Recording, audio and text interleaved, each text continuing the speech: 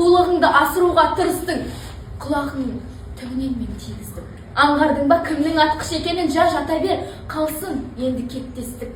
Өлген жауға жерім менің жетеді.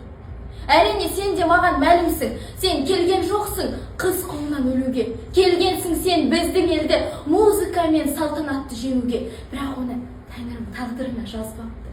Тәңірім тағдырына жазбапты. Неткен жым-жырт тына қапты барлығы, зеңбіліктің күйген даусы қарлығып, мұна бір аққайның жапырағы көбірлейді, күрсінеді, жылайды. Әлде кімнен бақыт өмір сұрайды? Мама, күнім деген сенсің ғой. Әлем жетті ау әлсіреген даусың. Сағындың ба? Мен де сені сағындым. Қандай бала сағынбайды анасын.